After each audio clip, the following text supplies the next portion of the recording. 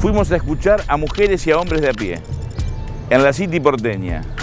Queríamos escuchar qué opinaban, qué opinan, qué cuestionan, qué dudas tienen respecto a este presente económico, dólar, subsidios.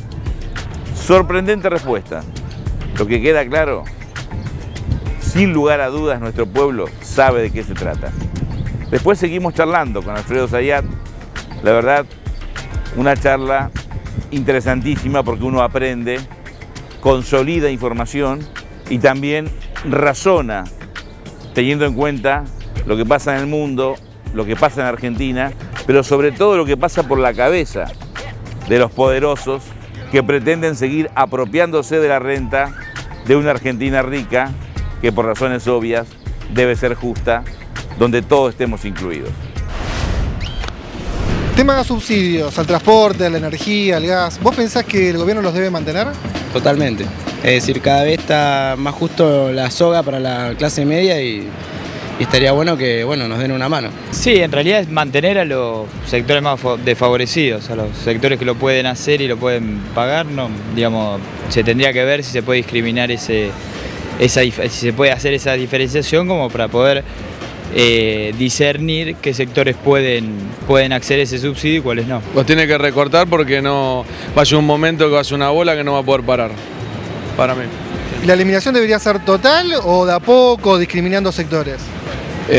No, pues de a poco, me parece ir de a poquito para que la gente se vaya acostumbrando, pero tienen que desaparecer los subsidios. Mantenerlos, por supuesto, para ayudar a la población, a todos nosotros. No sé lo que pienso, pero que a mí me conviene que lo mantengan, me conviene. Porque de repente me dijeron que la luz, que yo estoy pagando 89 o ponerle con él subsidiada, de repente me van a venir 200, 150 pesos. Yo creo que se está informando mal. Los subsidios que se cortaron no es ni al transporte, ni al gas, ni a la luz. Son subsidios a empresas que son sumamente productoras de riquezas y que esas divisas no quedan en el país, sino que se iban. Los subsidios del transporte, yo creo que esta presidenta es bastante inteligente como para dejarnos a pata a los argentinos. Hay una idea principal con el tema de los subsidios que a mí me parece importante remarcar. Los subsidios no son malos. La utilización de subsidios en la economía, tanto para sectores productivos como para la población, es de una práctica habitual en economías de mediano desarrollo y desarrolladas. O sea, los subsidios no son malos. Es una herramienta de política económica fundamental. En la Argentina, del 2003 a la fecha, los subsidios han tenido dos pilares importantísimos. Impulsar el consumo, permitiendo un mayor poder adquisitivo de la población y fundamentalmente de los sectores medios y trabajadores, porque al no aumentar el transporte, ni el gas, ni la luz y el agua, implicaba tener un poder adquisitivo adicional para poder impulsar el consumo y mejorar las condiciones de vida de la población. Y a la vez, al impulsar el consumo, impulsaba también como uno de los principales motores el crecimiento económico, entrando en un círculo virtuoso. Eso por un lado. Y el segundo pilar, muy importante también, es que los subsidios sirvieron para alentar, impulsar el proceso de reindustrialización de la Argentina, porque sectores productivos importantes, pequeños, medianos y grandes, sectores del comercio y sectores de servicios públicos y servicios privados, tuvieron una tarifa más baja que, entre comillas, la que se supone que es de mercado. Por consiguiente, impulsó un proceso de reindustrialización y crecimiento. O sea que hay que entender bien lo que es un subsidio y cuál es su utilidad en función al crecimiento y al bienestar general. Dicho esto, pasado un periodo de elevado crecimiento del 2003 hasta el 2010 a una tasa anual acumulativa del 7,6% y a un proceso lanzado ya de reindustrialización, dice, bueno, aparece la idea de reordenemos el monto de subsidios. Y me parece que es importante ese reordenamiento que implicaría en algunos casos disminuir o eliminar el subsidio en sectores que ya tienen tasas de rentabilidad muy elevadas, pero más importante aún, a mi entender, parte por el tema de la transparencia de la asignación, como quiénes son los destinatarios de esos subsidios.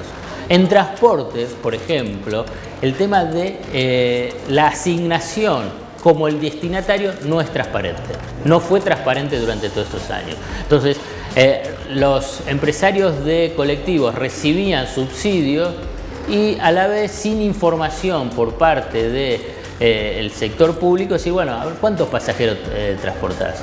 ¿Por qué ese monto de subsidio? Entonces, la transformación de esa asignación necesaria del subsidio al transporte avanza cuando se quiere implementar la tarjeta SUBE, porque ahí se transparenta cuántos pasajeros, se transparenta quiénes son los pasajeros y por consiguiente se hace más transparente la asignación y se sabe cuál es el destino. Por eso hay una resistencia muy fuerte de las empresas de transporte para la generalización de la tarjeta SUBE y por eso no se puede avanzar en una forma más acelerada. Hay dos aspectos que también quiero mencionar. Uno es la disputa política. Hay una disputa política. Entonces, en esa disputa política se utilizan factores que pueden ser de la economía, que pueden ser de la política, pueden ser del tema social, puede ser el tema de inseguridad, dentro de lo que es una disputa política. Y para ahí puede haber tergiversación, falsedades, medias verdades. Entonces, eso es parte de la disputa política. Entonces, cuando se dice ahí el boleto del colectivo puede irse a 4, a 5 pesos, eso es parte de la disputa política. Le preguntamos a Alfredo Zayat qué significa profundizar el modelo. Porque seguramente para algunos significará una cosa, para otros algo diferente. Pero teniendo en cuenta los intereses de la mayoría de los argentinos, ¿qué sería profundizar el modelo, ir por más? Cuenten conmigo para lo que falta, dice la presidenta.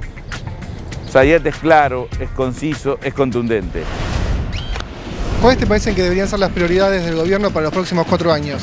Educación, sobre todo, y trabajo. Una cosa lleva a la otra. Salud, por supuesto, educación, como siempre, y trabajo. Trabajo, levantar todo, el campo de trabajo, levantar los sueldos, la base de la población, en vez de apuntar para arriba, apuntar a la base para que todos empecemos para arriba, ¿no? Y esto crezca. Me parece profundizar un poco lo que se está haciendo hasta ahora, tratar de incluir a más sectores, que esos sectores que ya se incluyeron, otorgarle mayor cantidad de derechos. En realidad es hacer un poco más abarcativo el modelo ya bastante inclusivo y redistributivo que tiene el gobierno nacional actualmente. Parar un poco la inflación y nada más, calculo que eso, después va en crecimiento, me parece que está bien. Y en economía en general es ver el tema de los índices, de la inflación, eso es vital. Porque si no, no hay fiabilidad posible, ¿no? A mí me parece que hay algunas deudas con la parte medioambiental que, digamos, es importante resolver. Y el tema de la seguridad está bastante complicado. A mí me parece que habría que apuntalar mucho a la educación. Creo que es un tema que no se soluciona de un día para el otro. Yo creo que la educación es la base de que todos, digamos, tengamos otro tipo de conciencia, de que haya más trabajo y de que haya más oportunidades y la gente tenga un futuro, una visión de futuro, ¿no? Bueno, rápidamente, ¿cuáles pueden ser prioridades?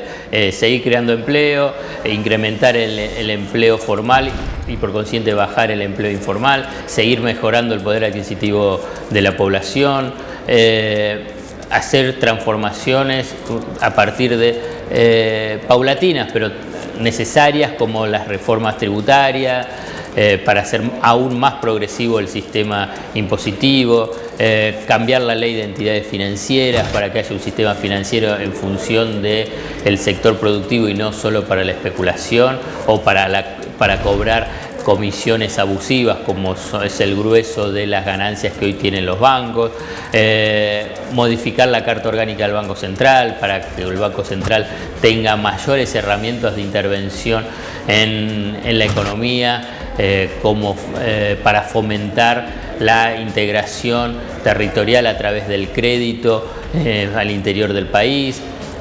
Y un avance que me parecería sustancial es lo que es la ley de tierras y un abordaje a un cambio de la ley de regulación de la inversión extranjera. Bueno, más o menos esto es alguno de los aspectos importantes que habla también de una profundización del modelo industrial, mejorar su perfil de especialización industrial. Bueno, hay muchas cosas para hacer, digamos.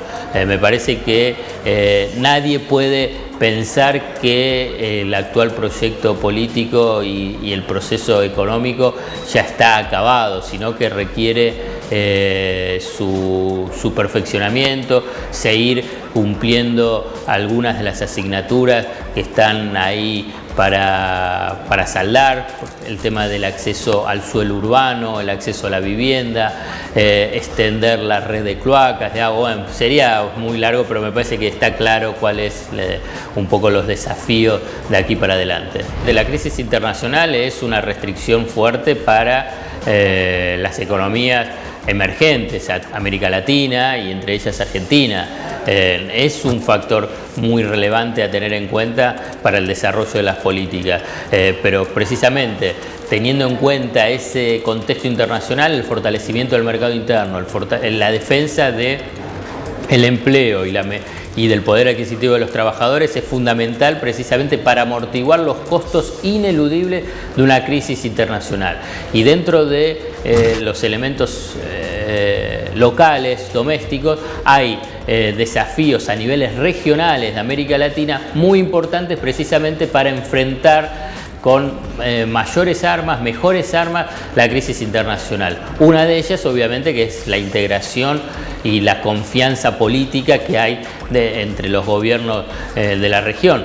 Pero yendo a algún aspecto puntual y al aspecto financiero, fundamental avanzar en una arquitectura financiera regional para amortiguar el potente perturbador que significa la actual arquitectura financiera internacional, donde está el Fondo Monetario y el Banco Mundial como los símbolos de esa arquitectura financiera internacional, las calificadoras de riesgo y los grandes bancos internacionales. O sea, la necesidad de avanzar en una arquitectura financiera regional es fundamental para América Latina, para estar mejor preparada para el nuevo reordenamiento de la economía mundial que se está dando. Digamos, no es que hay que esperar un nuevo reordenamiento de la economía mundial, ese reordenamiento de la economía mundial se está dando. Entonces, una arquitectura financiera regional es fundamental para intervenir mejor en ese nuevo mundo. ¿Cómo? Con el Banco del Sur, con un fondo latinoamericano de reservas, con comerciar entre los países con sus propias monedas, desdolarizando el comercio intrarregional. Digamos, son factores y medidas fundamentales para la región para estar mejor posicionada ante un escenario internacional complicado.